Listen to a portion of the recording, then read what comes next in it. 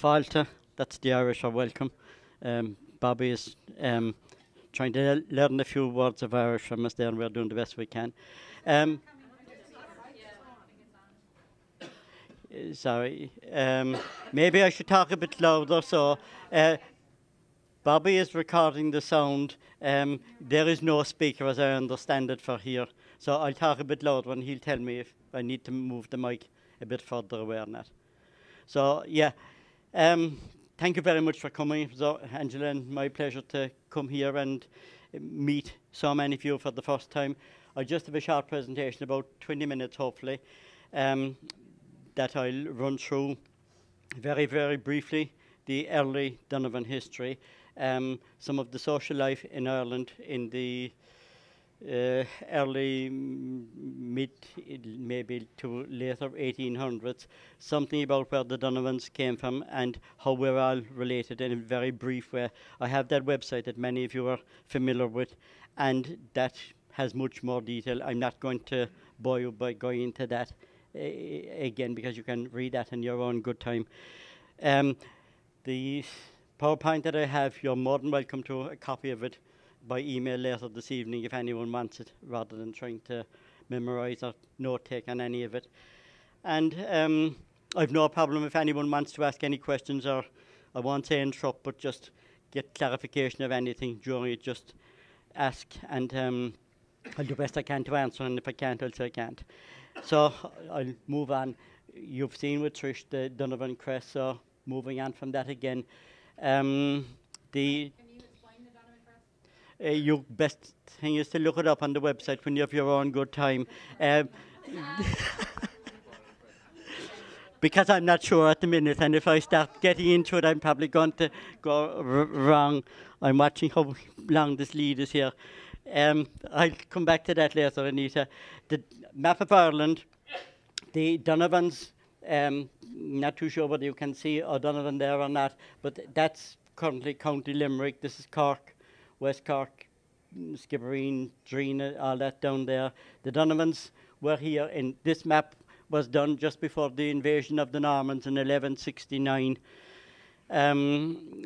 They, shortly afterwards in 1178, as would be normal with the Donovans, they'd have some little bit of a skirmish, as we would say in Ireland, or basically a fight, if you want to, with some O'Briens who were here as well. The Donovans lost, and they got pushed out to further into Tipperary and down into Cork, and in particular West Cork, which would be, you know, down here on the map where I live at the moment, and others. We have West Cork here. You have Rosscarbery, Leap, Glandore, Union Hall, which would be familiar. Drina up there, Skibbereen, and the Donovans had a castle up here in Castle Donovan, which is kind of up above my finger there. That's kind of, they arrived down there, and they were from Cabra, the Donovan sept, and hence the name was Rosscarbery, or the whole region there between Skibbereen and Rosscarbery would be known as Carbery to this day. So where I forgot to write the most, he was here. The Donovan, most of them were around here, and Leap, which we will, that's Castle Donovan, and some.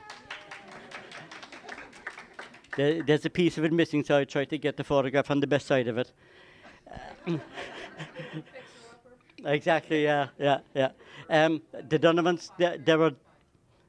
Sorry, Anita? There's a post box very close by, so we're all set there. All right. There were different septs or whatever in the Donovan clan, and we're the Donovan Scotus, which means we're courageous. Someone interpreted in that fashion, and of course we're all very courageous. We don't shy away from anything. Because of Candy's firm belief in DNA, she's kind of convinced some of us there could be definitely value in it, and I suppose just to try and give some background as to how we are all related. I don't have any names obviously other than Mr. and Mrs. Donovan. I'm not going to put dates on anything because I don't have them, and if I mention anything, someone will start interpreting it as something definite or something that Frank said, which Frank is not saying. So, but other than they were there around the mid 1700s in very vague terms.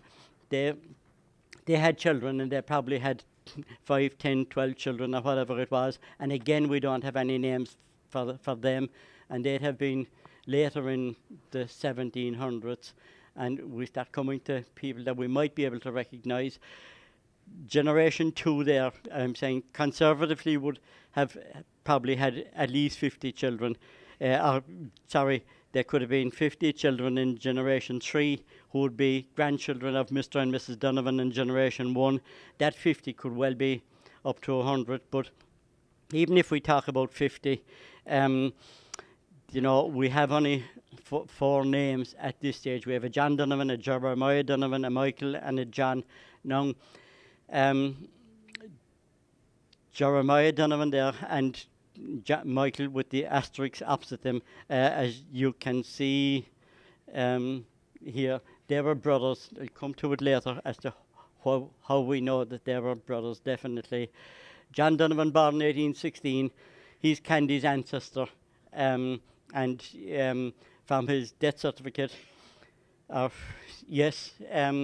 we can estimate that he was born about 1816. That could be plus or minus a year or two, because the ages in the death certificates, they were close, but not always that close.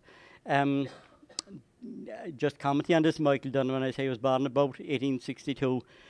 He died on the 13th of January 1870, and on his death cert he was 67 years, so he was either born the first 13 days of 1803 or probably sometime in 1802.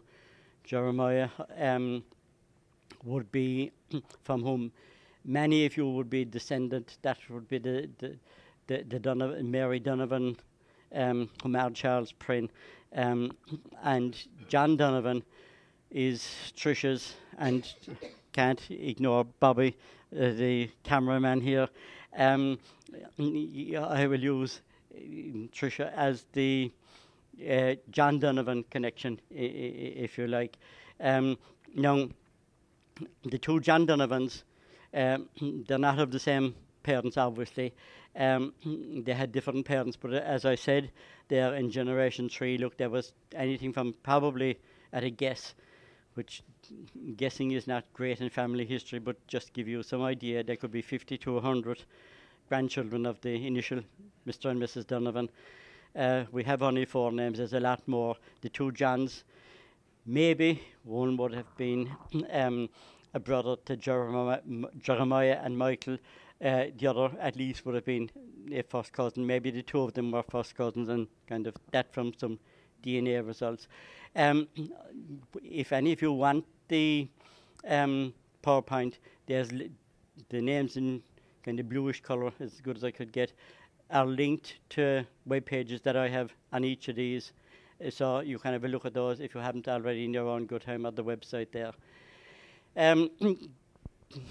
Lamy Donovan, or LEP, L-E-R-P, maybe is L-E-P as you might pronounce it, LEP, is what it's called in English today. Lamy Donovan is the O'Donovan's leap, or literally translated the leap of O'Donovan, O'Donovan being the Irish for Donovan, as we would all be O'Donovan if we were using the Irish version of our name. The background to it, I suppose, is it was said that there was an Irish chieftain, O'Donovan, being pursued by some enemies, and they were catching up, and he came to this area, and there was a big valley there, and he jumped across the valley and escaped his pursuers. So he was kind of handy to appear, but anyway, it got the name Lamy Donovan. I better press on. The earliest records we would have would be tied apartment books in Ireland, and while they were done between 1823 and 1837, the purpose of them was to establish for occupiers of agricultural land over 1 acre, the amount of money they should pay in dues to the Church of Ireland, which was the main church being recognised in the country. The title platinum books for K-More, the original Donovans came from K-More. It's a townland in Lip, and if I just go back a second there. Am I going to lose myself with that? Maybe not. First, drop it to cursor down the previous. There you go. The Donovans came from K-More. Kind of wrong way. Anyway, over here to the far left is a place called K-More, K-E-Y-M-O-R-E. I need to get back to that other slide.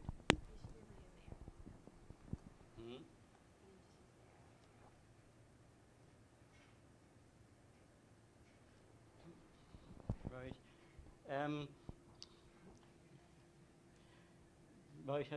Maybe I'm mixed up in my slides.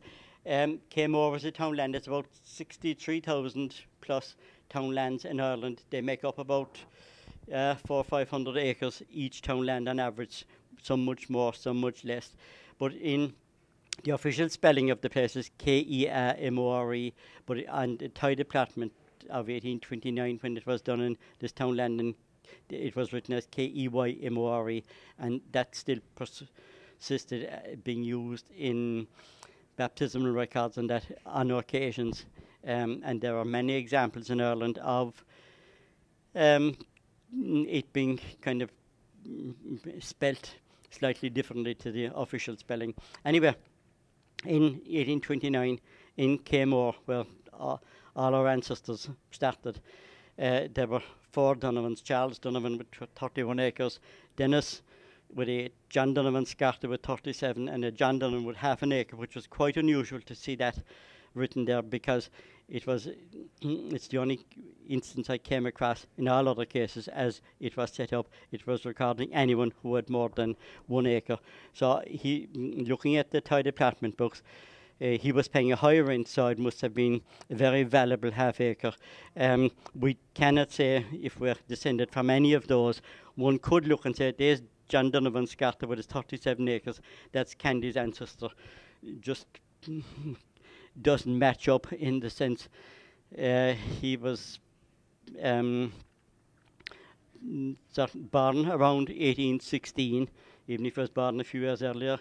He certainly at 17 or 18 was not the occupier of 37 acres. We can be certain of that. The Tricia and her side might say that their John Donovan was one of those. Age-wise, he'd certainly fit the bill. It could be, but we don't know. So I'm saying you'd be tempted to jump to conclusions, but we just cannot say. Lep, where they all started, these are all fields. You can see there's a Church of Ireland there. There's police barracks across the road a bit. There's very little development. All these little boxes are developments of one sort or another, and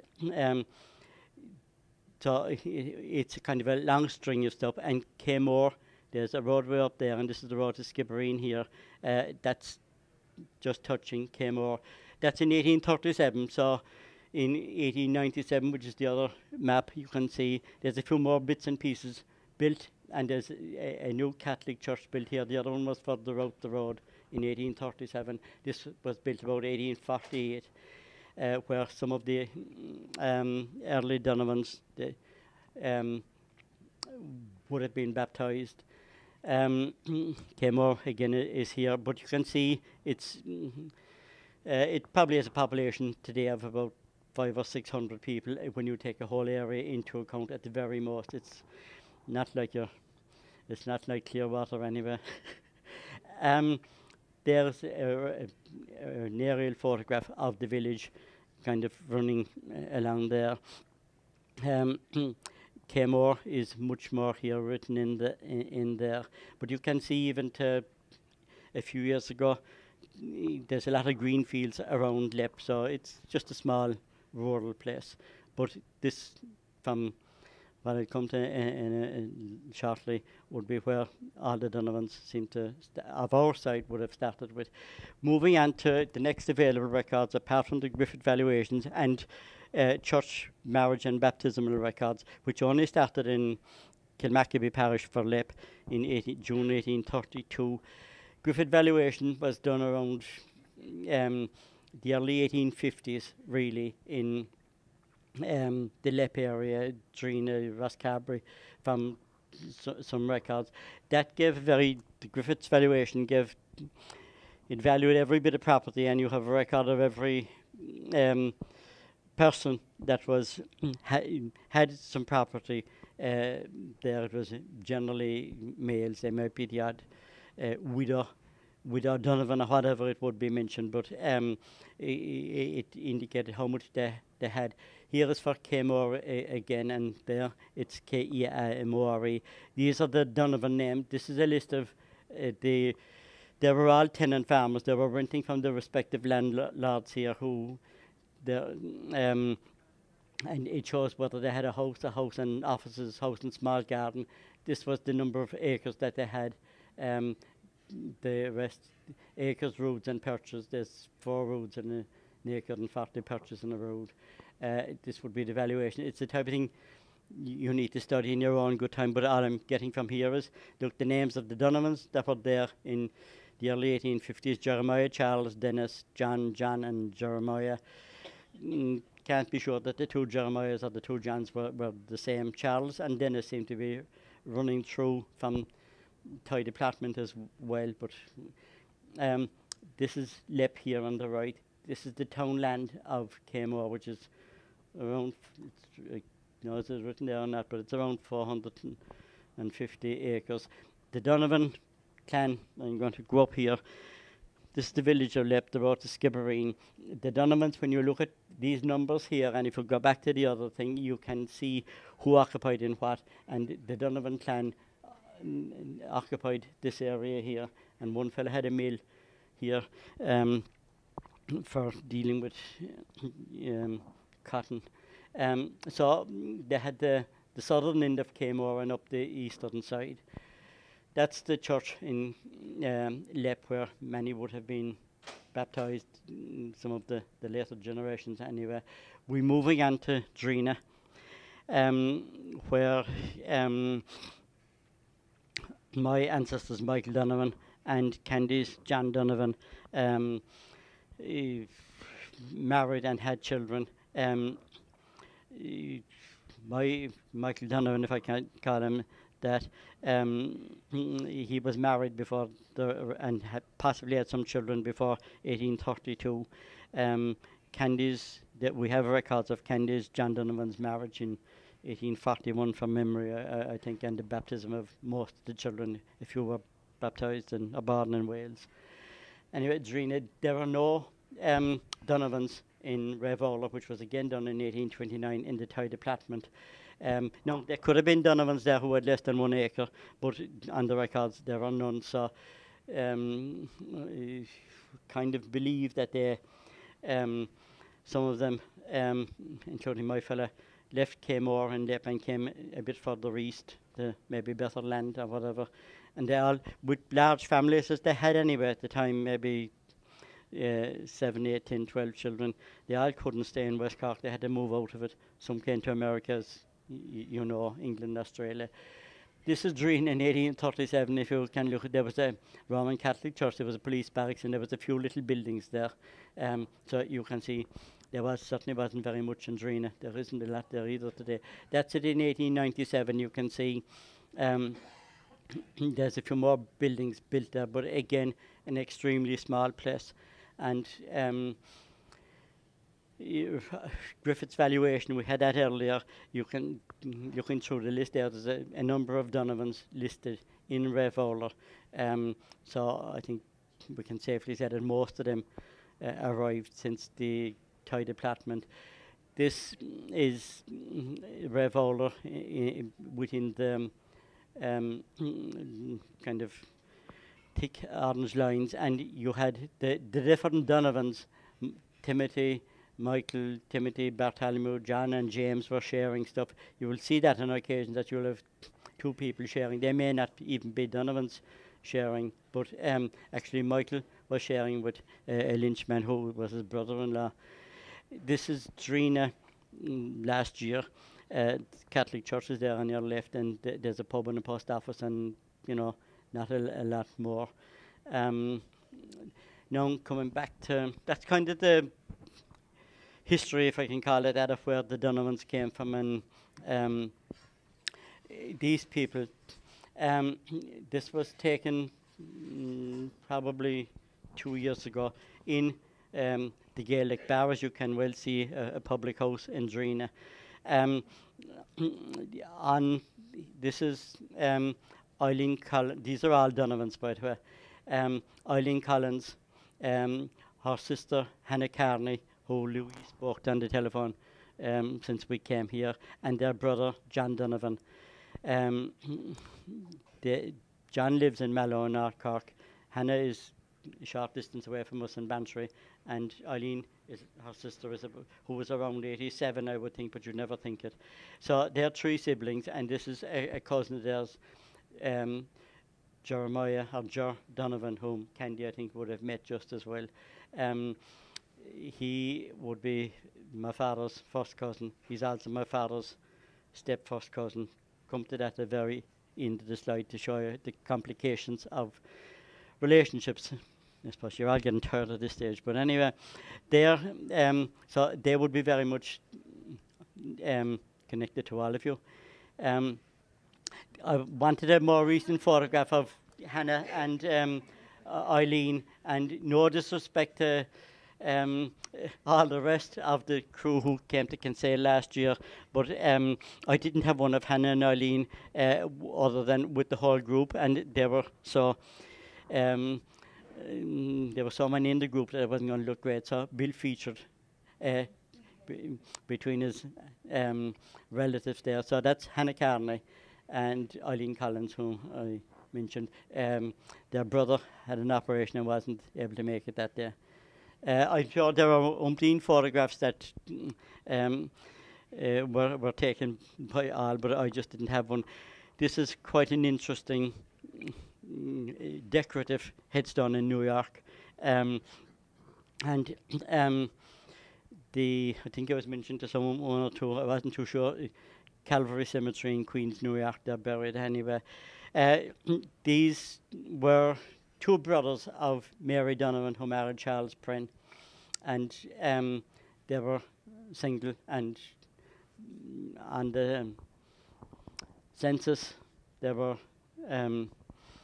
motormen, which I gather was tram drivers or whatever or similar, in New York. They were both single, and while it was interesting and challenging to try and track them down, and even more challenging to find their sister Mary, but anyway, we're not going into that now. An interesting and I thought quite a decorative photograph, and it does give that they're married. On the website link to that, it gives the grave number and the row number and all that where they are.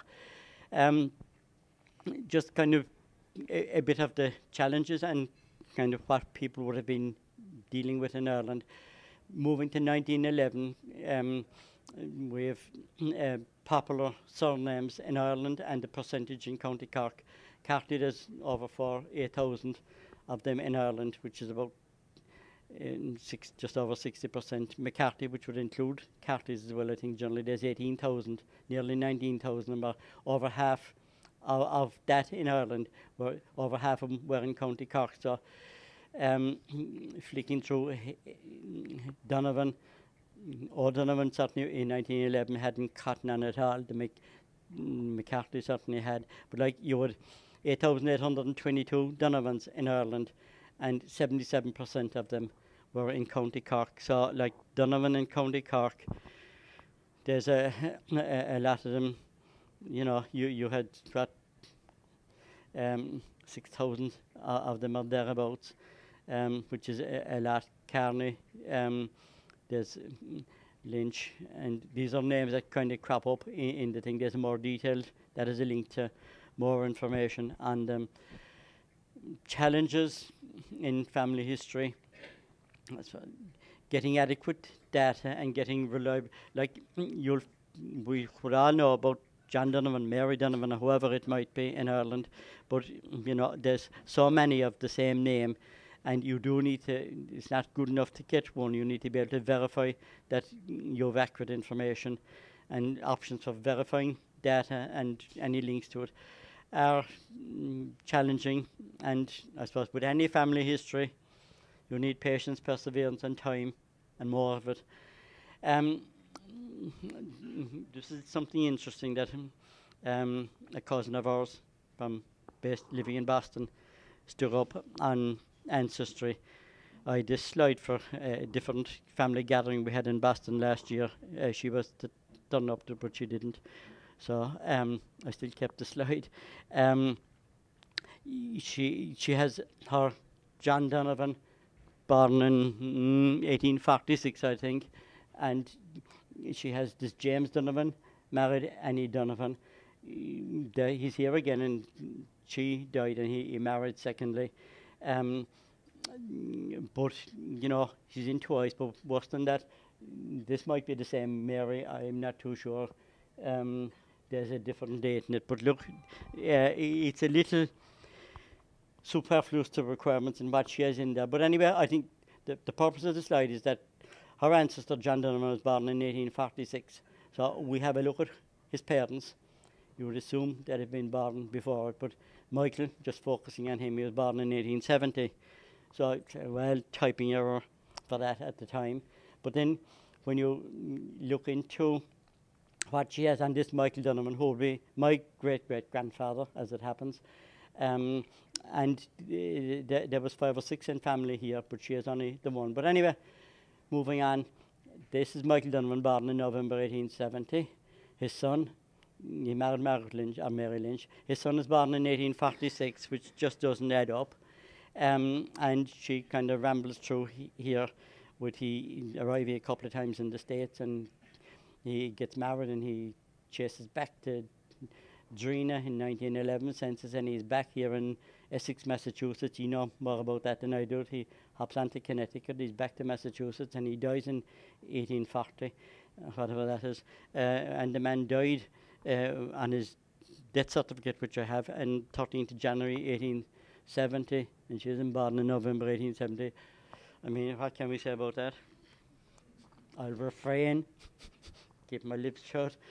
Look, that's the summary of him. So, just sticking with this Michael Donovan again, and this is still current on Ancestry. And I suppose I have a problem with Ancestry, really, in that they're talking about facts here.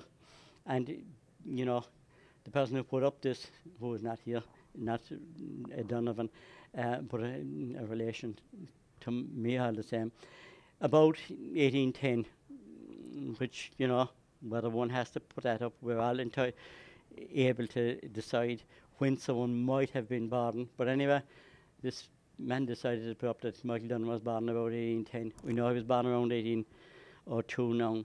But Ancestry kind of takes the 1810 and he kind of rambles down through all of these as fact. And I'm saying, look, whatever age you want to take there, I've kind of combined these here for the sake of putting it together. But like in 1950, it's saying he was 40 years, whereas in fact he wasn't. He was 48 probably. That they're kind of treating the word fact, and I think it's more fiction. But anyway, you'd look at that and you'd say, well, that's what it is. But he's not a son, and this fella he didn't die in 1911, as this is showing, but he died on the 6th of December 1923. So there's a bit of a difference. So I just feel a lot of what people put up on websites is not always reliable. An interesting thing when you're chasing Donovans, again, these happen to be dailies, but I didn't have a Donovan example handy. Children born in Castle Donovan, and baptised in Drumleague Roman Catholic parish. The father was Jeremiah Daly and the mother was Ellen. And you come across, there's many more children than are listed here, but I deliberately just picked these for who you'd say could be children of these two people. But when you look into it in a bit more detail, yes, that is all. The mother is Ellen Butler in this case. She's Ellen Kingston here, Ellen Butler and Ellen Kingston. And in fact, so there's many children born to Jeremiah Daly and Ellen Butler. This is the youngest one. Whereas to Ellen Kingston and Jeremiah Daly, Mary is the eldest, and there's many more after that. What I'm saying is, you really need to be sure that you have kind of checked and made sure that it's not, well, children born in Castle Donovan and they're the parents, you know, that they are exactly right. So, you know, we need to be sure that we are just not guessing. Caution certainly being required, I suppose, and we mustn't jump to conclusions just to fill up spaces in ancestry. Looking at popular first names, Mary being a name we've mentioned here. Look, it was the most popular first name in Ireland in 1911, with the over 10% of the total population of Ireland was called Mary. John was nearly 7.4%. James, Patrick, Bridget, Michael. You can see the challenges when you're talking about Mary and John and James and Patrick and Bridget and Michael and Ellen and Catherine. And like you have umpteen variations. You have Catherine there. You have Kate as well. Now, some of these, Kate is more popular in Cork in 1911 than was Catherine, as we will kind of see here. Here are the Donovans in 1911 in County Cork. Mary, 803. You might say that's not an awful lot, but it's a hell of a lot if you're chasing a Mary Donovan. John, Patrick, Ellen, Michael, and Kate is more popular than Catherine, as I said. So they mightn't seem an awful lot, but I'm sure as the people like Candy who are doing family history will certainly point out that, you know, it is very challenging. So having unreliable data known doesn't help future generations, as we saw there when you kind of could put unreliable stuff in. Now, I think the next slide and the following few slides do not have any of my relatives in it, but they're all relatives of yours, so you'll be very, very interested in it. But unfortunately, you know, there are none of mine that I can share with you. But anyway, we'll move on. Oh no, wrong thing. But it'll be coming up. The population of Ireland, we have mentioned about I'm probably going way over time at this stage, but you're probably going to sleep too. The population of Ireland, some talk about the famine, and you know, our ancestors lived in the famine. You can see the population of Ireland was increasing from 1810 onwards. There was some doubt about the actual accuracy of the 1841 census, and some felt it should be higher, but there were that's showing population just before the famine of about 8.3 million. Some say it could be up close to 9 million, and you know, between immigration and debt, there was about 3 million or more lost in Ireland in the space of 4 or 5 years. An interesting thing that I came across a few days ago, Economic Development in Ireland by Professor Gray. This is a PowerPoint presentation that he has. It's quite good on the famine, and it kind of, and I'm going to flick through it quickly, but it kind of gives a bit of information. That's a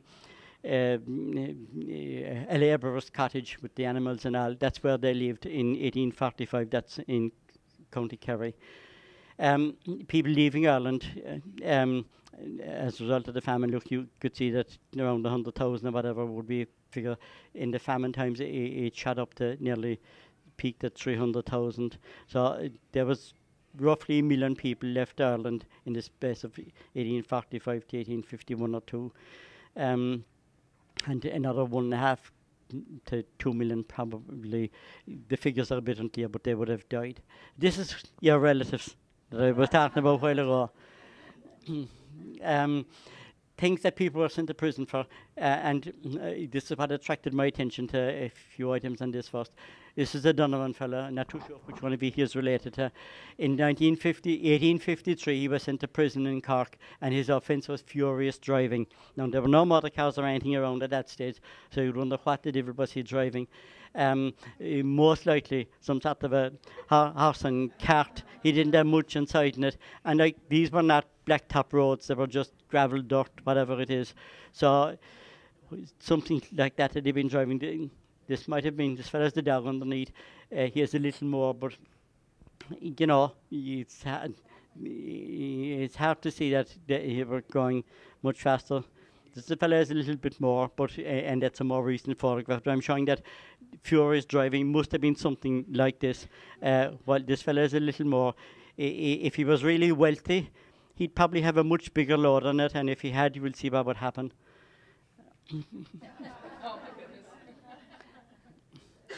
Just giving you a quick sample of a number of prison sentences, and these would probably shock you on the one hand, all your relatives, as I said. Stealing a hat, and they were sent to prison for this, I don't know for long. Unruly servants, they obviously were not liked, and a vagrant, that was quite common. Assault, stealing a pair of shoes. Stealing potatoes was common enough. Suspicion of stealing money. There's a number of suspicion of, like there was no proof that they stole anything other than suspicion. They didn't have legal teams at their disposal who get you out of murder or anything now. Perjury is about the only decent thing I saw there. Some more examples in 1841. I just picked a random item when Candy's ancestors got married in 1841. Suspicion of stealing a cloak. Nothing to do with Candy, by the way, on this, but just the years that I picked, some of the relevance to someone somewhere along the line. Drunkenness, common enough. Riot and assault. Having stolen goods in his or her possession. Stealing turnips was common. I mean, a turnip, there was a decent amount of food, and when they were short of food, you know, one turnip was, you were taking home much more food than you would with a few potatoes or something. Trespassing a wood. Trespass was leaving his employment or absconding or whatever. Many were sent to jail for that. And they obviously weren't too sure about this fellow, idle and disorderly vagabond, that they just wanted to stick him in jail anyway by the looks of it. Finally, the last slide, 1846, unlawfully fishing. That's still